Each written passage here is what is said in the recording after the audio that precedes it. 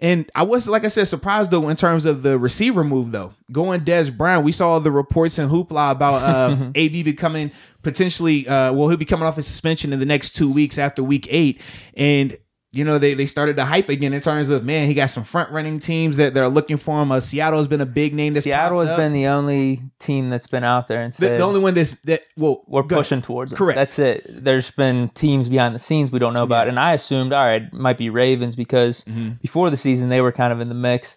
And actually, there's really no other teams that have been in the mix. I could have teams in the back of my mind like Packers or Chiefs or something like that, but there's been no rumors about them. Yeah. So yeah, them signing Des Bryant. I was surprised by that because, like you said, man, before the season started, Pete Carroll did an interview where he was talking about AB, and he said that, you know, Russ was always pushing for him, and they would definitely be open to him being there. And then Baltimore kind of emerged as well. Obviously, AB works out with Lamar Jackson, has cousins on the team, obviously with Hollywood Brown as well. So the connection was naturally there. But I was a little bit surprised when we talked about this initially. Once they announced his suspension, you knew, okay, once the season hit, those 8 weeks, he could not be around the team. So if you were going to bring him in, you would bring him in during training camp so he could have the full gamut to learn the scheme, learn the system, get familiar with the team, the coaching staff, and vice versa. But that wasn't the case. So now when Baltimore has an opportunity potentially to sign him in the next 2 weeks, they went Des Bryant. Like I said, for me, that was a little bit surprising. I'm still waiting to see what Seattle is waiting on as well. I mean, if you want the guy, you feel like he can come in there and help your team out, why are you waiting for other teams to potentially get involved in this conversation? I mean, I just thought, like, if you want him and he's available, especially with the practice squad, the way it's set up too now, because with Des in Baltimore, they're signing him to the practice squad initially to give him time to get up to speed, get acclimated, and then move him up to active. I was going to say, there's no way they're planning on just keeping him on the practice squad. But that's the beauty of 2020 because of the COVID situation. The NFL has allowed a separate practice squad of, it can be anybody. It doesn't matter if they are only a first or second year player. Usually, didn't you say it's a max level of years you're allowed to be on the practice squad? Yeah, Is that what it was? So prior to this year, the rule was if you had more than 2 years NFL experience, not 2 full seasons, just playing 3 games in 2 seasons, because that's a credited season. If you had that, then you weren't eligible for practice squad. So that's why you would never hear about big name guys or veteran guys being on the practice squad. But with this year, because of COVID, they expanded it and have a separate practice squad solely for veterans or just anyone. So that's why you've seen, I mean, Dez was the big name of this week, but even before that, you had the backup quarterback in Philly. What's his name? McCown. Josh McCown. He's been on their practice squad the whole time. I mean, this dude he's literally old enough to be some of these players' dads, and he's on the practice squad, but that's the purpose of it. So with this type of season, you bring in Dez, have him on the practice squad for a week or two, and then once he's ready to go, you bump him up. I'm anticipating maybe something similar with AB because of a year away from the game, and then obviously no offseason as well. You can see that scenario. That's just pretty much the status in terms of teams bringing in free agent players or veteran players as well, just to give them a little bit more time to get acclimated. He couldn't do that in the next 2 weeks, though, right? Well, so they could sign him today. He still would have to sit out and not be in the building until week 8. Could he do practice? No, he can't be in the building until week 8, until those 8 weeks are officially done. That was the whole purpose of saying he should have been signed during the training camp time, because he was allowed to be in practice training camp. He was allowed to be in the meetings, on the field. If they were going to play preseason games, he could have played in the games. He could have done everything that you would want him to be doing and learning during that time. Once the season hit, though, from week 1 to week 8, he cannot be around the building. He can't have communication with the coaching staff and players from an official standpoint. So that's why, like I said, it made zero sense. If you really love this dude and really wanted him, it wasn't going to cost you anything either. When he was suspended, it was going to be suspended without pay. So you're not even paying this guy's salary.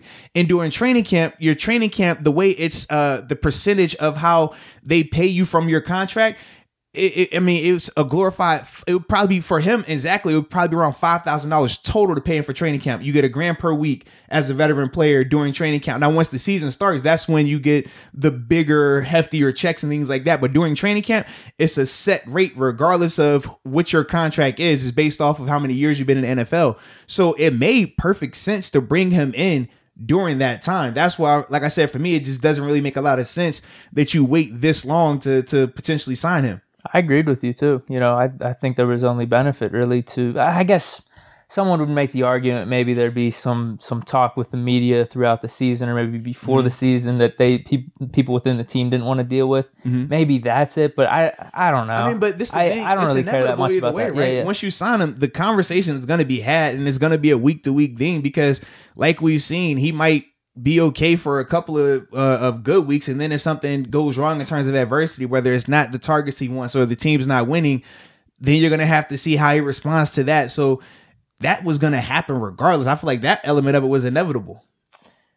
Depends though. What if he doesn't do any of that? Where if you're just signing him, you're dealing with all this media attention, and he's not even playing. But what if he comes in week 8, he balls out, and there's just really not a peep? But no, this is what I'm saying. Regardless of if he was going to play and have success, not play, if he said anything or not said anything, the media was going to ask those questions regardless. The first question, as soon as he signed, even if he never has anything happen negative that he creates, the media is going to constantly ask the players and the team, how are you handling it? What is it like having that might only be for like a week, though. But that's the thing. I don't think it would be a week, because as we've seen we talked about how AB could go for multiple weeks at a time and be fine.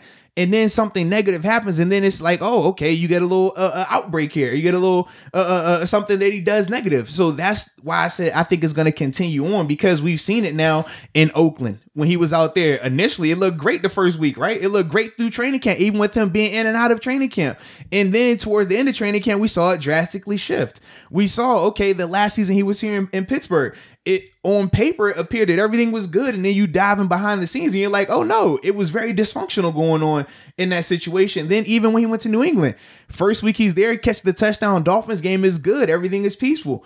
Adversity happens, he's not able to play, then he goes out here and takes shots at Robert Kraft. So I don't think it would be just a solely 1 week and act like everything is fine, because his track record has said otherwise. And knowing how the media loves negativity anyways, you think they're going to miss an opportunity to constantly bring that up at the chance that if one thing goes wrong, now they could be like, hey, I told y'all, see? Maybe it's just my naive mind that I'm thinking, it's going to just be good with AB. I think he's just going to be locked in and focused on football, and nothing's going to happen. But you're right. Maybe the media will try to look for everything to make a story. Think about February. It was January, February. We had the situation with with the mother of his child, right? During that period, wasn't that supposed to be the be quiet AB, chill out AB, everything is going good AB? And then that happens, and then what was supposed to be again? Chill out AB, don't say anything AB, lay low, and then you get the moving truck situation that happened. So that's my only thing. It's like this is the longest we've seen him be quiet.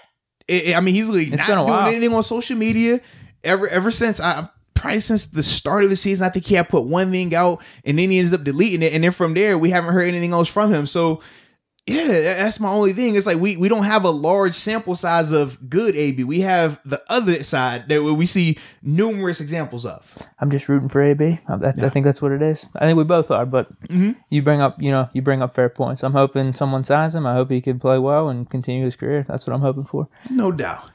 It would be tough if it's the Ravens. It's not looking like the Ravens though. So hopefully NFC, just for the Steelers' sake. You know what I mean? I'm with you. Trust me, I'm with you. For me, I'm over here like devil's advocate. Boy, I would love you, AB. Go to somebody in the division and just make them feel it. Make them feel it. Make them feel it. Because see, that's my problem. Like, I build these relationships with my guys because it's like, oh yeah, I want you to eat. Like, I want that. I want my team to win, but I want you to get off though. I'll tell you what, podcast views would be up that week. Oh God, it would. Without a doubt. A lot of hype for that. Without a doubt, man. Without a doubt. So it'd be interesting to see, though, how that whole thing plays out. For me, my biggest thing, and I've said this numerous times to you and on air, I just want him mentally good. Like I said, he's been quiet right now, so we really don't know where he's at from a mental standpoint. We just know he's not publicly putting it on social media like he was doing prior to that. I'm just hoping whatever ends up happening, if he gets signed, if he doesn't get signed, that mentally he's in a good space and he's able to just continue on living a productive life. That's my biggest thing with him, man. Agreed.